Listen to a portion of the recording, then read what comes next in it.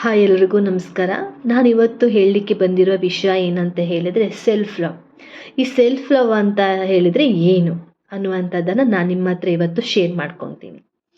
ಯಾಕಂದರೆ ಈಗಿನ ಜನ್ರೇಷನಲ್ಲಿ self love self love self love ಅಂತ ಸ್ಟೇಟಸ್ ಹಾಕ್ಕೊತಾರೆ, ಸೆಲ್ಫ್ ಲವ್ ಅಂತ ಸ್ಟೋರೀಸ್ ಹಾಕ್ಕೊತಾರೆ. ಬಟ್ ಅವ್ರಿಗೆ ಸೆಲ್ಫ್ ಲವ್ ಅಂತ ಹೇಳಿದರೆ ಏನಂತಲೇ ಗೊತ್ತಿರಲ್ಲ.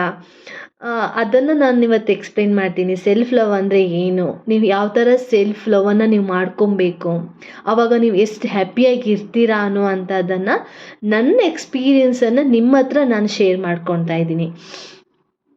ಇವಾಗ ಸೆಲ್ಫ್ ಲವ್ ಸೆಲ್ಫ್ ಕೇರಿಗೂ ತುಂಬಾ ಡಿಫ್ರೆನ್ಸ್ ಇದೆ. ಓಕೆ, ನೀವು ನಿಮ್ಮನ್ನು ನೀವು ಪ್ರೀತಿ ಮಾಡದೇ ಇದ್ದಾಗ ನಿಮ್ಮನ್ನು ನೀವು ಕೇರ್ ಮಾಡ್ಕೊಳ್ಳಿಕ್ಕೆ ಸಾಧ್ಯನೇ ಇಲ್ಲ.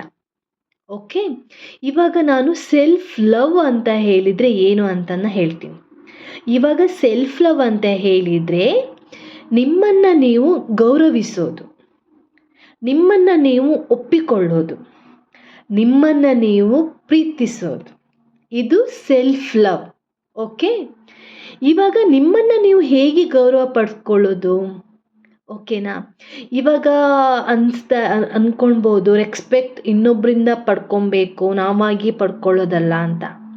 ಬಟ್ ನೀವು ಇನ್ನೊಬ್ಬರ ಕಡೆಯಿಂದ ನೀವು ರೆಸ್ಪೆಕ್ಟನ್ನು ಎಕ್ಸ್ಪೆಕ್ಟ್ ಮಾಡಬಾರ್ದು. ಫಸ್ಟ್ ನೀವು ನಿಮ್ಮ ಥಾಟ್ಸ್ಗಳಿಗೆ, ನಿಮ್ಮ ಯೋಚನೆಗಳಿಗೆ, ನಿಮ್ಮ ಒಂದು ಏನು ನಿಮ್ಮ ಮೈಂಡಲ್ಲಿ ಏನು ವಿಷಯಗಳಿರುತ್ತೆ ಅದಕ್ಕೆ ನೀವು ಫಸ್ಟ್ ರೆಸ್ಪೆಕ್ಟ್ ಮಾಡಬೇಕು.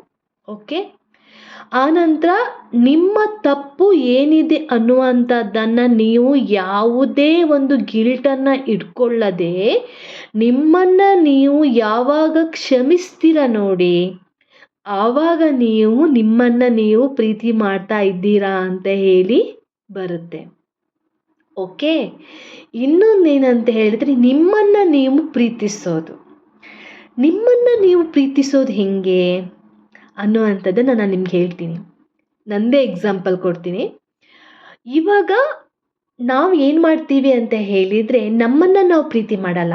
ಯಾಕಂದರೆ ನಮ್ಮನ್ನು ನಾವು ಹೆಂಗೆ ಪ್ರೀತಿ ಮಾಡೋದಂತಲೇ ಗೊತ್ತಿಲ್ಲ. ನಮ್ಮ ಪ್ರಕಾರ ನಾವು ಕಂಡುಕೊಂಡು ಬಂದ ರೀತಿ ಏನಂತ ಹೇಳಿದರೆ, ಪ್ರೀತಿ ಅಂತ ಹೇಳಿದರೆ ನಾವು ತಗೊಳ್ಳೋದು, ಕೊಡೋದು. ಓಕೆನಾ, ನಾವು ಇನ್ನೊಬ್ಬರ ಕಡೆಯಿಂದ ಪ್ರೀತಿನ ತಗೊಳ್ಳೋದು, ಹಾಗೆ ಪ್ರೀತಿನ ಕೊಡೋದು ಅಂತ ಅಂದ್ಕೊಂಡಿದ್ದೀವಿ.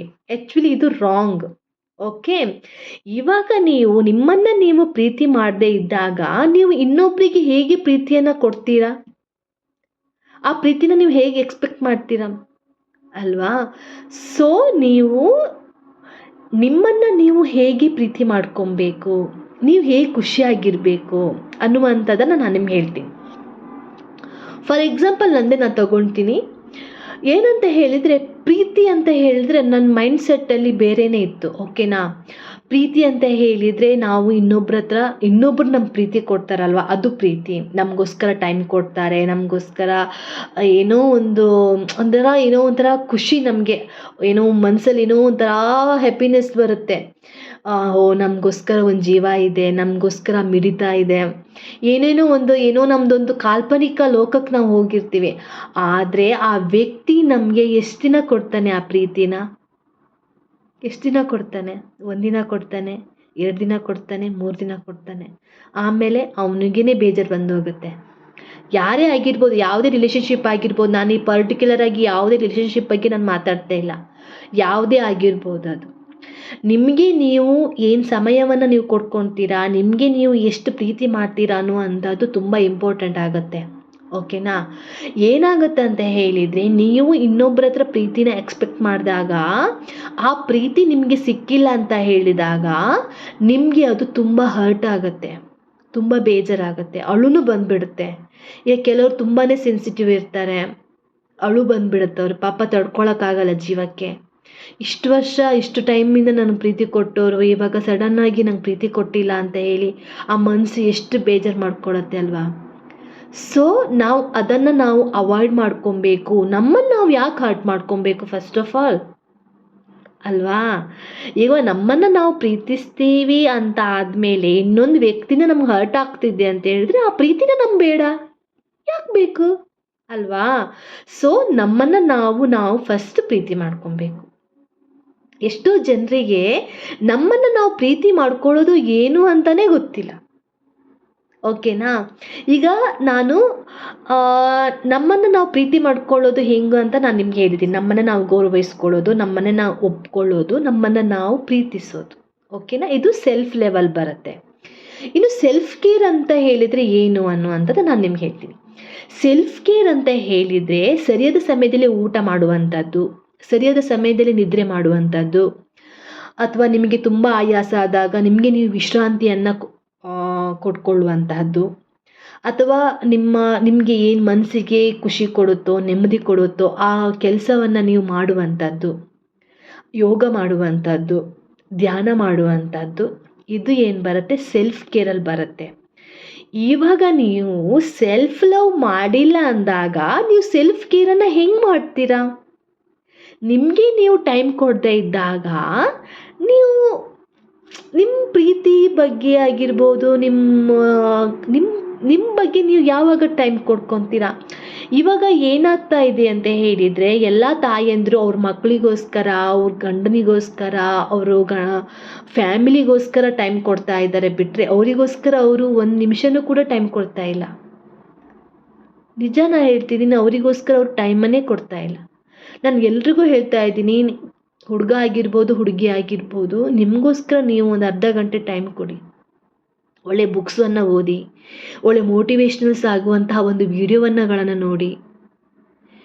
ನಿಮ್ಮ ಮನಸ್ಸಿಗೆ ಹೆಂಗೆ ಖುಷಿಯಾಗಿರಬೇಕು ಅಂತ ನಿಮ್ಗೊಂದು ಥಾಟ್ಸ್ ಬರುತ್ತೆ ನೋಡಿ, ಅದನ್ನು ಜೀವಿಸಲಿಕ್ಕೆ ಪ್ರಯತ್ನ ಪಡಿ. ಯಾವಾಗಲೂ ಅಷ್ಟೇ ನಾವು ಇನ್ನೊಬ್ಬರನ್ನು ಖುಷಿ ಪಡಿಸ್ಲಿಕ್ಕೆ ಸಾಧ್ಯ ಇಲ್ಲ. It's impossible. ನಾವು ಯಾವಾಗ ಖುಷಿಯಾಗಿ ಇರಬೇಕು ಅನ್ನುವಂಥದ್ದು ಮೈಂಡ್ಸೆಟ್ ನಾವು ಫಸ್ಟ್ ಪ್ರಿಪೇರ್ ಮಾಡ್ಕೊಬೇಕು ನಮ್ಮ ಮೈಂಡನ್ನು. ಆವಾಗಷ್ಟೇ ನೀವು ಹ್ಯಾಪಿಯಾಗಿರ್ತೀರ. ಇನ್ನೊಂದು ಏನಾಗುತ್ತೆ, ನೀವು ಇನ್ನೊಬ್ರ ಹತ್ರ ಪ್ರೀತಿ ಎಕ್ಸ್ಪೆಕ್ಟ್ ಮಾಡಿದಾಗ ಎಕ್ಸ್ಪೆಕ್ಟೇಷನ್ಸ್ ಜಾಸ್ತಿ ಆಗುತ್ತೆ. ಲೈಕ್ ಏನು ಹೇಳ್ತಾರೆ, ನೀವು ಎಕ್ಸ್ಪೆಕ್ಟ್ ಮಾಡುವಂಥದ್ದು ಜಾಸ್ತಿ ಆದಾಗ ನಿಮಗೆ ಹರ್ಟ್ ಕೂಡ ಜಾಸ್ತಿ ಆಗುತ್ತೆ. ಸೊ ನೀವು ಇನ್ನೊಬ್ಬರ ಹತ್ರ ಪ್ರೀತಿನ ಎಕ್ಸ್ಪೆಕ್ಟ್ ಮಾಡೋದನ್ನು ನಿಲ್ಲಿಸಿ ಫಸ್ಟ್. ಓಕೆ, ಆ ನಂತರ ನಿಮ್ಮನ್ನು ನೀವು ಪ್ರೀತಿ ಮಾಡಿ. ಆವಾಗ ಎಷ್ಟು ಖುಷಿ ಸಿಗುತ್ತೆ ಅಂತ ಹೇಳಿದರೆ, ಆ ಖುಷಿ ಹೆಂಗಿರುತ್ತೆ ಅಂದರೆ ಯು ಕಾಂಟ್ ಇಮೇಜ್ ದಟ್. ನಾನು ಯಾಕಂದರೆ ಆಲ್ರೆಡಿ ನಾನು ಎಕ್ಸ್ಪೀರಿಯೆನ್ಸ್ ಮಾಡ್ತಾ ಇದ್ದೀನಿ. ನನ್ನನ್ನು ನಾನು ಯಾವಾಗ ಪ್ರೀತಿ ಮಾಡಲಿಕ್ಕೆ ಸ್ಟಾರ್ಟ್ ಮಾಡಿದಾಗಿಂದ ಆ ಖುಷಿನ ನಾನು ಎಂಜಾಯ್ ಮಾಡ್ತಾ ಇದ್ದೀನಿ. ನನ್ನದೇ ಒಂದು ಏನು ನನಗೀಗ ಲೈಫಲ್ಲಿ ನನಗೆ ಯಾವುದು ಇಂಪ್ರೂವ್ಮೆಂಟ್ ಮಾಡ್ಕೊಬೇಕು, ನನ್ನ ಜ್ಞಾನದಲ್ಲಿ ಹೇಗೆ ಬೆಳವಣಿಗೆ ಆಗಬೇಕು, ನಮ್ಮದು ಲೈಫಿದು ಪರ್ಪಸ್ ಏನು ಅನ್ನುವಂತಹ ಎಲ್ಲ ಡೋರ್ಸ್ಗಳು ಓಪನ್ ಆಗುತ್ತೆ. ನಮ್ಮ ನಾಲೆಡ್ಜ್ಗಳ ಬೆಳವಣಿಗೆ ಆಗುತ್ತೆ. ತಿಳ್ಕೊಳ್ಬೇಕು ಅನ್ನುವಂತಹ ಆಸಕ್ತಿ ಹೆಚ್ಚಾಗತ್ತೆ. ಓಕೆ, ಇವಾಗ ಮೋಸ್ಟ್ ಆಫ್ ಜನ ಏನು ಮಾಡ್ತಾ ಇದ್ದಾರೆ ಅಂತ ಹೇಳಿದರೆ, ಅವರನ್ನು ಅವರು ನೋಡ್ಕೊತಾನೇ ಇಲ್ಲ. ಅವ್ರ ಬಗ್ಗೆನೇ ಅವರಿಗೆ ಒಂಥರ ನೆಗೆಟಿವ್. ನಾ ಚೆನ್ನಾಗಿಲ್ಲ, ನಾ ಚೆನ್ನಾಗಿ ಕಾಣಿಸ್ತಾ ಇಲ್ಲ. ಯಾರಾದರೂ ಬಂದು ಹೇಳಿದ ತಕ್ಷಣ ನೀನು ತುಂಬ ಕಪ್ಪಾಗಿದ್ಯಾ, ತುಂಬ ದಪ್ಪ ಆಗಿದ್ಯಾ ಅಂತ ಹೇಳಿದಾಗ, ಹೌದಲ್ವಾ ನಾ ದಪ್ಪ ಆಗಿದ್ದೀನಲ್ವಾ ಅಂತ ಹೇಳಿರುತ್ತೆ. ನಾ ಅದು ನಿಮ್ಮ ಪ್ರಾಬ್ಲಮ್ಮಾ? ನೀವು ಬೇಕು ಅಂತ ಮಾಡ್ಕೊಂಡಿರೋದಾ? ಅಲ್ಲ ತಾನೇ? ಅದಕ್ಕೆ ಯಾಕೆ ಬೇಜಾರು ಮಾಡ್ಕೊತೀರಾ? ಇವಾಗ ನಿಮ್ಮ ಸ್ಥಿತಿ ಏನಿದೆ, ನಿಮ್ಮ ದೇಹದ ಸ್ಥಿತಿ ಏನಿದೆ, ಅಥವಾ ನೀವು ಕಪ್ಪಿದ್ದೀರೋ ಬಿಳಿ ಇದ್ದೀರೋ, ಅದನ್ನು ಫಸ್ಟ್ ಎಕ್ಸೆಪ್ಟ್ ಮಾಡ್ಕೊಳ್ಳಿ. ಹೌದು, ನಾನು ಕಪ್ಪಿದ್ದೀನಿ, ಏನಾಯಿತು ಕಪ್ಪಿದ್ರೆ ಅಲ್ವಾ? ಚೆನ್ನಾಗಿ ಕಾಣ್ತೀರ ತಾನೇ? ಅಷ್ಟೇ. ನೀವು ಕಪ್ಪಿರಲಿ, ಬಿಳಿ ಇರಲಿ, ದಪ್ಪ ಇರಲಿ, ಸಪುರ ಇರಲಿ, ಬಟ್ ನಿಮ್ಮನ್ನು ನೀವು ಎಕ್ಸೆಪ್ಟ್ ಮಾಡ್ಕೊಬೇಕು.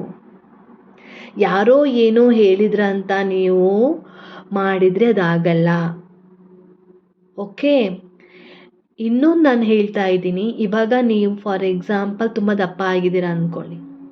ಓಕೆನಾ? ನಿಮಗೆ ನೀವು ಹೇಳ್ಕೊಳ್ಳಿ, ನಿಮ್ಮ ಹತ್ರ ನೀವು ಮಾತಾಡ್ಕೊಂಬಿಡಿ.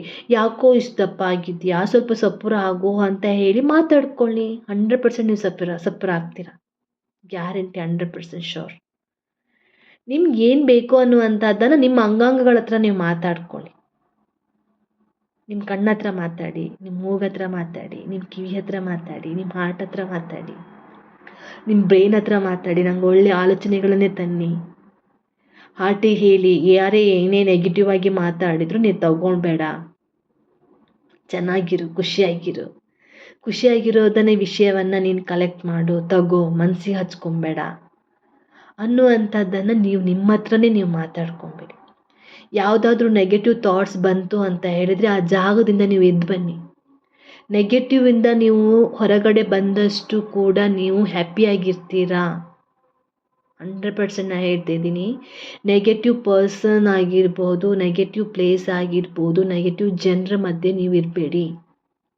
ಅದರಿಂದ ನೀವು ಹೊರಗಡೆ ಬನ್ನಿ ಅನ್ನುವಂಥದ್ದನ್ನು ನಾನು ನಿಮ್ಗೆ ಹೇಳ್ತಾ ಇದ್ದೀನಿ. ಈ ವಿಷಯ ನಾನು ಏನು ಎಕ್ಸ್ಪೀರಿಯೆನ್ಸ್ ಮಾಡ್ತಾ ಇದ್ದೀನಿ ಅದನ್ನು ನಾನು ನಿಮಗೆ ಎಕ್ಸ್ಪ್ಲೇನ್ ಮಾಡ್ತಾ ಇರೋದು. ನೀವು ಅದು ಹೆಂಗೆ ತಗೊಳ್ತೀರ ಅನ್ನುವಂಥದ್ದು ನಿಮ್ಗೆ ಬಿಟ್ಟಿರೋದು. ಓಕೆ, ಈ ವಿಡಿಯೋನ ಇಷ್ಟ ಆಗಿದ್ದರೆ ದಯವಿಟ್ಟು ಶೇರ್ ಮಾಡಿ. ಎಲ್ರಿಗೂ ಕೂಡ ಇದರಿಂದ ಹೆಲ್ಪ್ ಆಗಲಿ ಅನ್ನುವಂಥದ್ದು ನನ್ನ ಉದ್ದೇಶ. ಆಗದೇ ಇರೋದು ಏನೂ ಇಲ್ಲ ಈ ಪ್ರಪಂಚದಲ್ಲಿ ಅಂತ ಹೇಳ್ತಾ ಇಲ್ಲಿಗೆ ನನ್ನ ಈ ಮಾತನ್ನು ಮುಗಿಸ್ತಾ ಇದ್ದೀನಿ. Thank you so much.